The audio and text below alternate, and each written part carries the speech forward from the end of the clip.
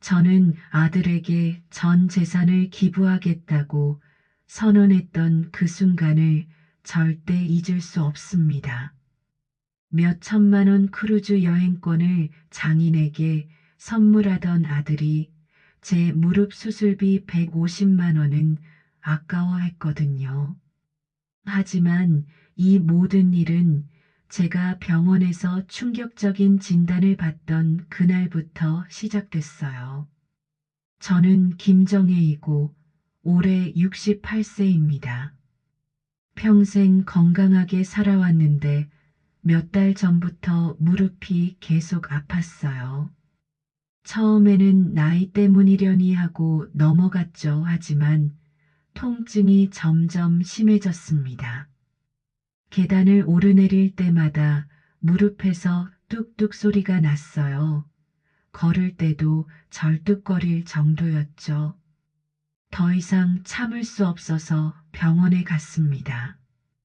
정형외과 진료실에 들어가니 젊은 의사 선생님이 엑스레이 사진을 보여주시더군요. 어머님, 연골이 많이 닳았네요. 의사 선생님의 표정이 심각했어요. 수술이 필요합니다.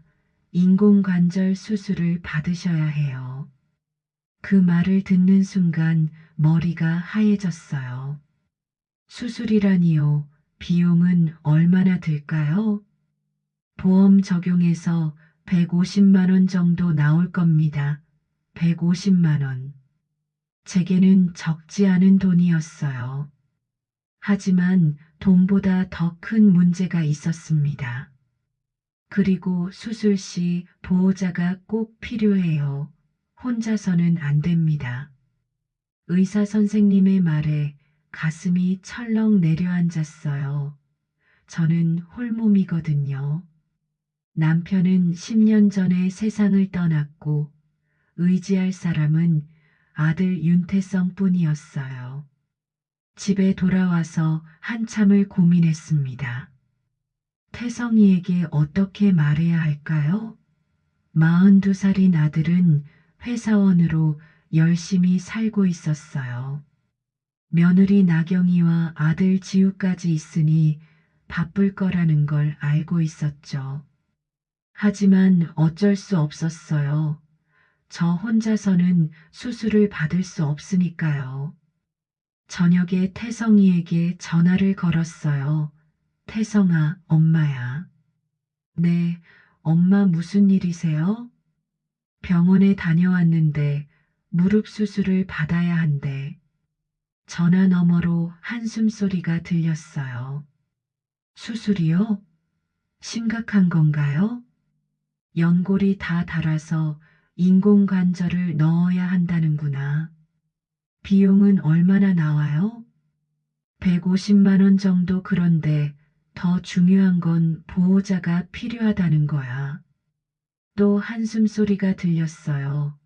엄마 요즘 상황 안 좋아요. 돈도 없고 시간도 없어요.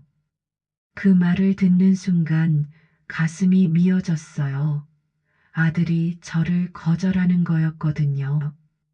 그냥 조금 더 버텨보세요. 꼭 지금 해야 하나요? 의사 선생님이 빨리 하는 게 좋다고 하시던데. 알겠어요. 나중에 다시 얘기해요. 태성이가 급하게 전화를 끊었어요. 저는 전화기를 들고 한참을 멍하니 있었습니다. 평생 아들을 위해 살아왔는데 정작 제가 도움이 필요할 때는 외면당하는 기분이었어요. 무릎은 계속 아팠지만 마음이 더 아팠죠. 그날 밤 잠을 이루지 못했어요. 무릎 통증도 그렇지만 아들의 차가운 반응이 계속 머릿속을 맴돌았거든요. 며칠 뒤 며느리 나경이의 아버지 칠순 잔치가 있었습니다. 저도 초대받아서 참석하게 됐어요. 장소는 강남의 유명한 특급 호텔이었죠. 호텔 연회장에 들어서는 순간 입이 떡 벌어졌어요. 화려한 샹들리에가 천장에 걸려 있고 둥근 테이블마다 고급스러운 꽃장식이 놓여 있었어요. 하객들도 모두 정장 차림으로 격식을 갖춰 입고 있었죠. 저는 평소 입던 검은색 외출복을 입고 갔는데 주변 사람들과 비교되더라고요. 하지만 신경 쓰지 않으려고 했어요. 오늘은 장인어른의 칠순이니까요.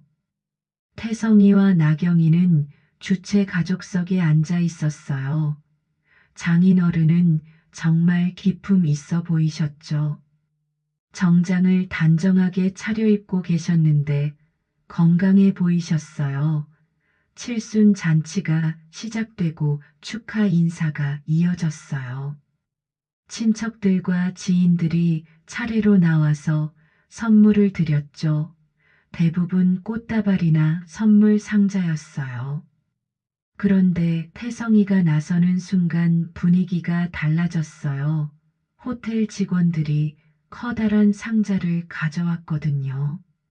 상자가 워낙 크니까 사람들이 모두 쳐다봤죠. 태성이가 마이크를 잡고 말했어요. 아버님, 건강하실 때 좋은 추억 만드시라고 준비했습니다. 상자를 열어보니 초호화 크루즈 여행권이 들어 있었어요. 2주간 지중해를 도는 여행 패키지였죠. 사람들이 감탄하는 소리가 들렸어요. 와, 크루즈 여행이네. 몇 천만 원은 하겠는데? 장인어른이 너무 감격해서 태성이를 끌어안으셨어요. 사위야, 이런 큰 선물을 어떻게 해? 아버님께서 항상 여행을 좋아하신다고 들었어요. 건강하실 때 다녀오세요. 태성이가 환하게 웃으며 말했어요. 그 모습을 보는 순간 저는 젓가락을 놓을 수밖에 없었어요. 며칠 전 제 무릎 수술비 150만 원은 아까워하던 아들이 장인 앞에서는 몇 천만 원짜리 선물을 태연하게 내놓고 있었거든요. 주변 사람들의 칭찬이 쏟아졌어요. 윤대리 정말 효자네요. 부모님을 이렇게 잘 모시다니. 태성이는 더욱 당당해졌어요. 장인어른도 자랑스러워 하시며 태성이를 소개해 주셨죠. 우리 사위 윤태성입니다.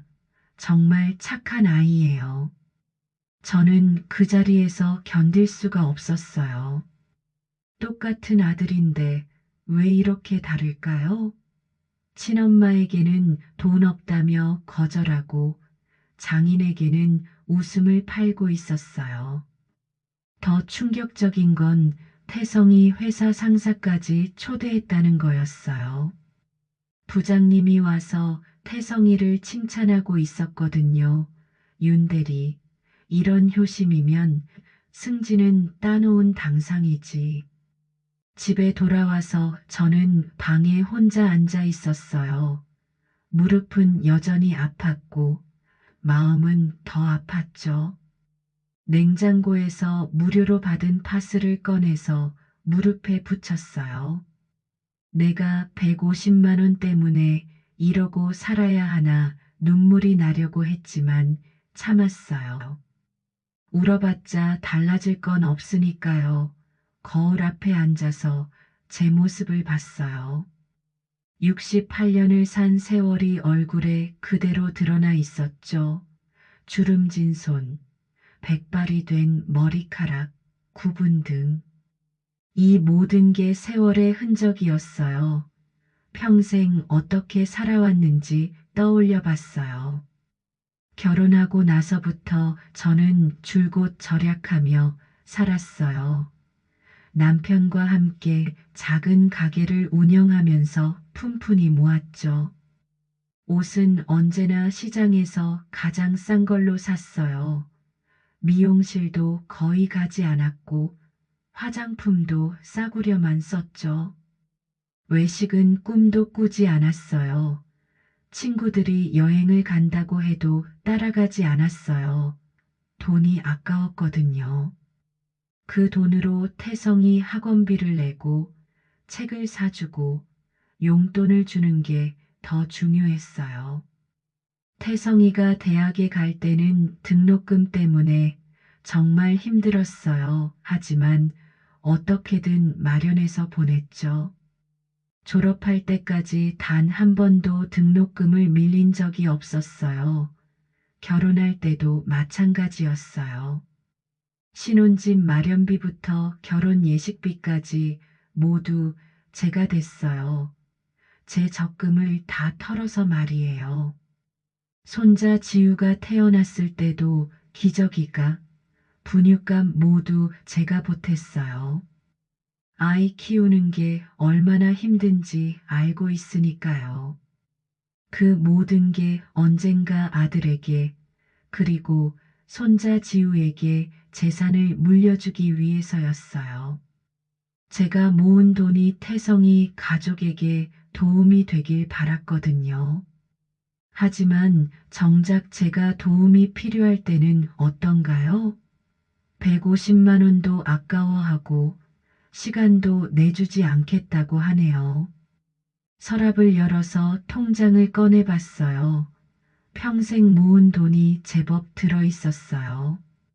남편이 죽고 나서 받은 보험금도 있고 집을 팔아서 받은 돈도 있었죠. 이 모든 돈을 태성이에게 물려주려고 했는데 과연 그럴 가치가 있을까요? 저를 이렇게 대하는 아들에게 말이에요. 무릎이 욱신욱신 아팠어요. 파스를 붙였지만 별로 효과가 없었죠. 결국 진통제를 먹고 잠자리에 들었어요. 하지만 잠이 오지 않았어요. 태성이가 장인에게 크루즈 여행권을 주던 모습이 자꾸 떠올랐거든요. 그리고 제게는 돈 없다며 거절하던 모습도 새벽까지 뒤척이다가 겨우 잠이 들었어요. 꿈에서도 무릎이 아팠죠. 다음 날 오후 장을 보러 나갔어요. 무릎이 아팠지만 집에만 있을 수는 없었거든요. 시장에서 필요한 것들을 사고 돌아오는 길이었습니다. 태성이가 사는 아파트 단지 앞을 지나게 됐어요. 평소에는 그냥 지나쳤는데 오늘은 왠지 들러보고 싶었어요. 혹시 태성이가 집에 있나 싶어서요. 아파트 단지 입구 쪽으로 걸어가는데 주차장에서 익숙한 목소리가 들렸어요. 태성이 목소리였죠. 저는 가로수 뒤에 숨어서 조심스럽게 봤어요.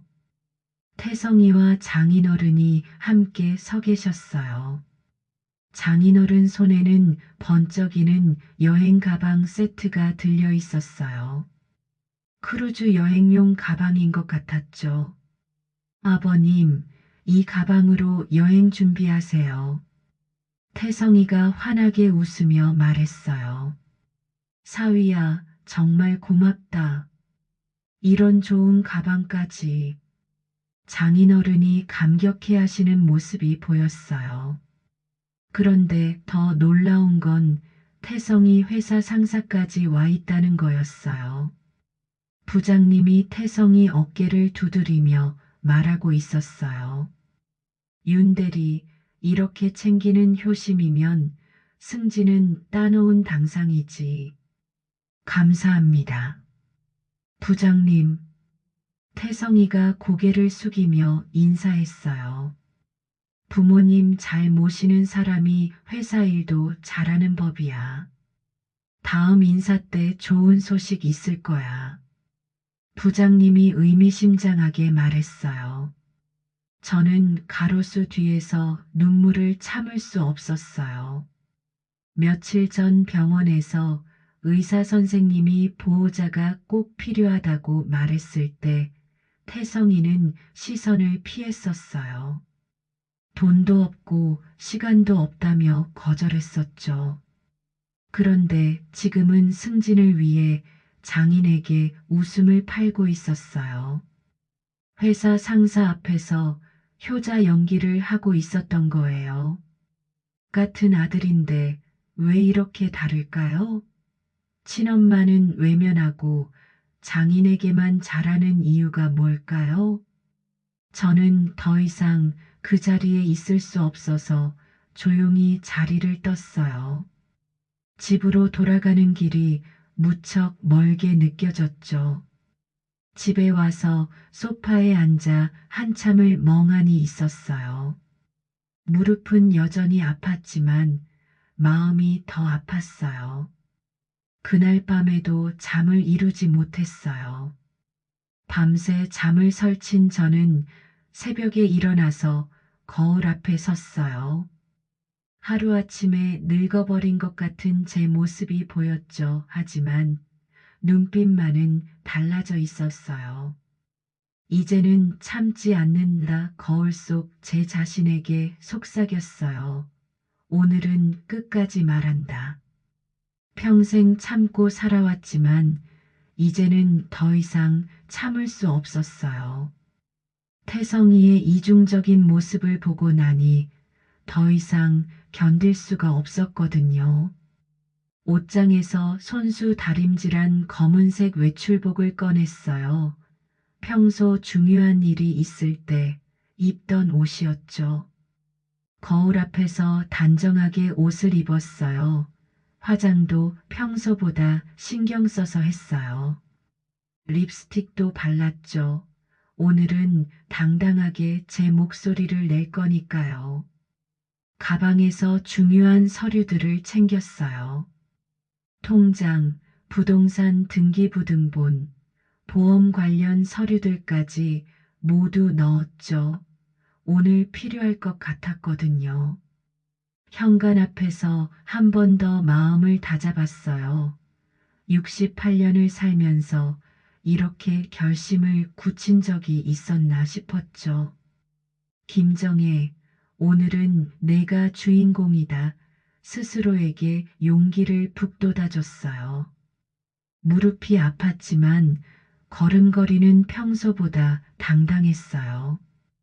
오늘은 제 인생에서 가장 중요한 날이 될 것 같았거든요. 택시를 타고 태성이 집으로 향했어요.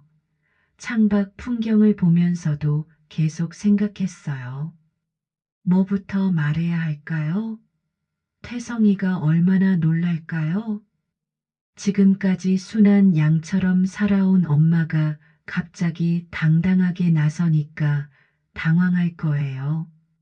하지만 상관없었어요. 이제는 제가 원하는 대로 살 거니까요. 아파트에 도착해서 엘리베이터를 탔어요. 올라가는 동안 가슴이 두근두근했어요. 긴장되면서도 기대됐죠. 태성이 집 앞에 서서 초인종을 눌렀어요. 평소와는 다른 마음가짐이었어요. 오늘은 도움을 구하러 온 게 아니라 당당하게 이야기하러 온 거니까요. 문이 열리자 나경이가 나왔어요. 평상시와 달리 화장을 진하게 하고 있었죠. 어머니, 갑자기 어떻게 나경이가 당황하는 표정을 지었어요. 미리 연락하지 않고 온 제가 부담스러운 것 같았죠. 태성이 있니? 네, 있어요. 들어오세요. 거실로 들어가니 태성이가 소파에 앉아 있었어요. 엄마, 갑자기 왜 태성이도 놀라는 표정이었어요. 제가 갑자기 찾아온 게 당황스러운 모양이었죠. 저는 태성이 맞은편 소파에 앉았어요. 가방을 옆에 놓고 두 손을 무릎 위에 가지런히 올렸죠. 오늘은 할 말이 있어서 왔어. 무슨 말씀이세요? 태성이가 조심스럽게 물었어요.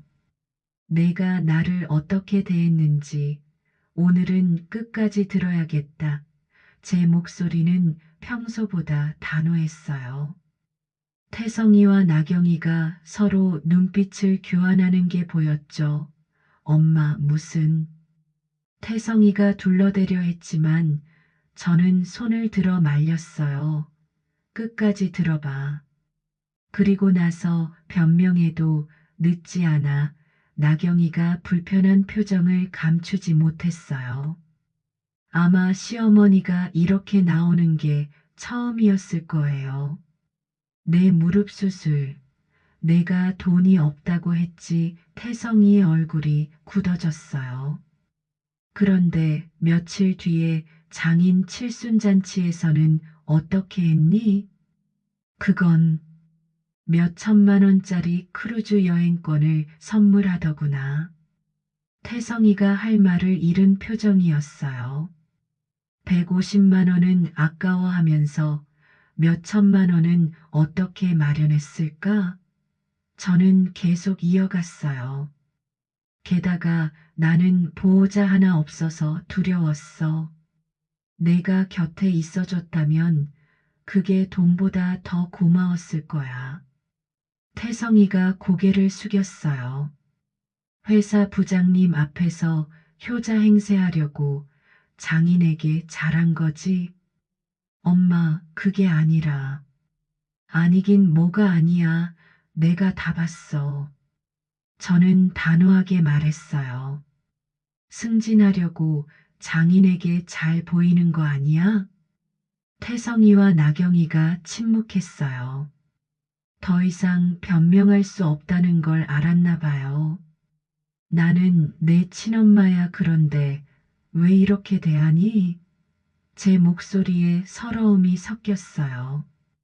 저는 가방에서 오래된 사진과 서류들을 꺼냈어요.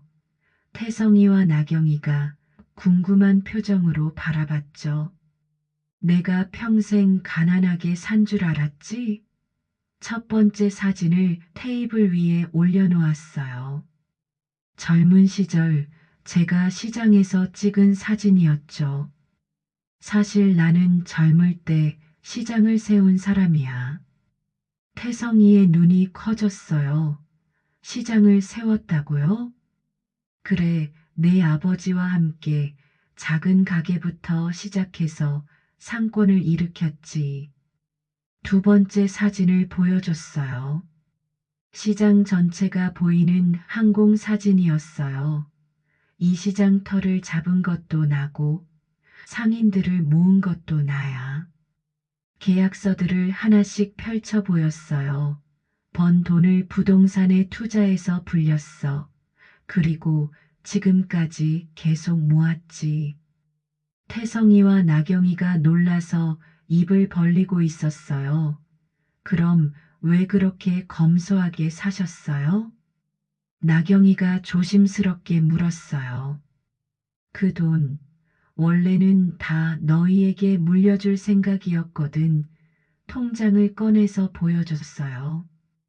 그래서 나 자신한테는 야박하게 굴며 살았지. 장고를 본 태성이가 깜짝 놀랐어요. 이렇게 많은 돈이. 무릎이 아파도 참고 여행도 안 가고 옷도 안 사고 다 너희 물려주려고 한 거야. 저는 계속 설명했어요. 내가 대학 갈 때도 결혼할 때도 집 살 때도 모두 내가 도왔잖아. 태성이가 고개를 끄덕였어요. 그런데 정작 내가 도움이 필요할 때는 어떻게 했니? 엄마, 돈 없다고 하고 시간 없다고 하더니 저는 목소리를 높였어요. 장인에게는 몇 천만 원을 쓰면서 친엄마에게는 150만 원도 아까워하더구나. 태성이가 충격에 휩싸여 있었어요. 제가 이렇게 많은 재산을 가지고 있는 줄 몰랐거든요. 엄마, 몰랐어요. 이렇게 많은 돈이 있는 줄 몰랐다고? 내가 평생 어떻게 살았는지 보지 못했니? 저는 서류들을 다시 정리했어요. 남들은 여행 다니고 좋은 옷 사 입고 맛있는 거 먹을 때 나는 뭘 했지? 태성이가 고개를 숙였어요. 집에서 라면 끓여 먹고, 시장에서 떨이 옷 사고, 미용실도 가끔씩만 갔잖아. 그건 왜 그렇게 살았을까? 너희 때문이야. 제 목소리에 서러움이 가득했어요. 내가 좋은 대학 가게 하려고, 좋은 회사 들어가게 하려고, 결혼도 잘하게 하려고, 내 모든 걸 너희에게 주려고 했던 거야. 통장을 다시 보여주며 말했어요. 이 돈이 얼마나 되는지 아니? 너희가 평생 써도 남을 만큼이야. 태성이가 떨리는 목소리로 말했어요. 엄마, 정말 몰랐어요. 몰랐다고 해서 달라지는 건 없어. 저는 단호하게 말했어요. 중요한 건 내가 나를 어떻게 대했느냐는 거야. 저는 가방에서 수첩과 또 다른 통장들을 꺼내서 테이블 위에 올려놓았어요. 태성이와 나경이의 눈이 더욱 커졌죠. 이게 내 전체 재산이야. 부동산 관련 서류들도 함께 펼쳐 보였어요. 아파트 3채, 상가 2개, 그리고 현금. 태성이가 계산해 보더니 얼굴이 하얘졌어요. 생각보다 훨씬 많은 재산이었거든요. 하지만 오늘 마음을 바꿨다. 저는 침착하게 말했어요. 태성이와 나경이가 숨을 죽이고 제 말을 기다렸어요. 내 전 재산은 기부하겠다. 뭐라고요? 태성이가 벌떡 일어났어요. 기부한다고요? 그래, 아픈 노인들, 도움이 필요한 아이들. 저는 계속 이어갔어요. 그들에게 더 가치 있게 쓰일 거야. 나경이가 급하게 말했어요. 어머니, 그러시면 안 돼요. 가족인데. 가족? 저는 씁쓸하게 웃었어요. 가족이라면 내가 아플 때 외면했겠니? 태성이가 무릎을 꿇고 앉았어요. 엄마, 잘못했어요. 용서해 주세요. 너희는 이미 마음으로 날 버렸으니까 내 돈까지 줄 이유는 없지. 저는 서류들을 정리하며 말했어요. 엄마, 그러시면 안 돼요. 태성이가 울부짖었어요. 정말 잘못했어요. 다시는 안 그럴게요. 나경이도 함께 무릎을 꿇었어요. 어머니, 제가 태성이를 잘못 이끌었어요. 용서해 주세요. 하지만 저는 이미 마음을 정했어요. 나는 이제 내 삶을 당당히 살 거다. 일어서면서 말했어요. 의존하지 않고 내 선택으로. 태성이가 제 치마를 붙잡았어요. 엄마, 제발. 노아, 저는 차갑게 말했어요. 68년 동안 남을 위해 살았어. 이제는 내가 원하는 대로 살 거야. 가방을 들고 현관으로 향했어요. 엄마, 가지 마세요. 태성이가 뒤따라왔지만 저는 돌아보지 않았어요. 며칠 뒤 저는 복지재단을 찾아가서 기부 절차를 밟았어요.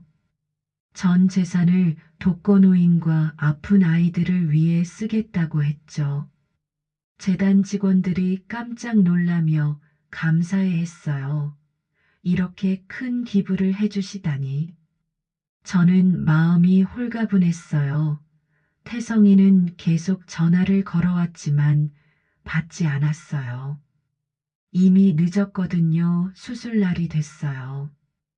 혼자 병원에 가는 게 아니라 복지재단 봉사자들이 함께 와주었어요. 할머니, 걱정하지 마세요. 저희가 있어요.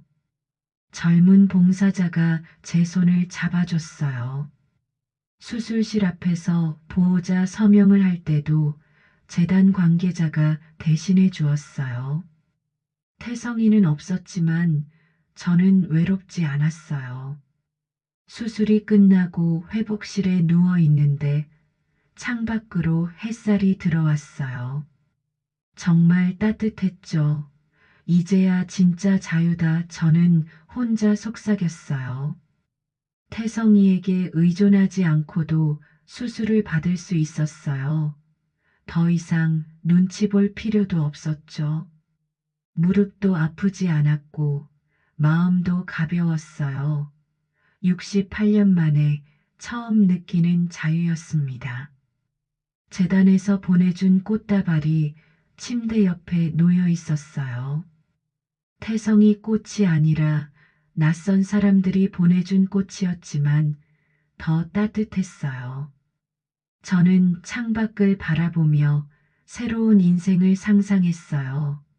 이제는 정말 제가 원하는 대로 살 수 있을 거예요.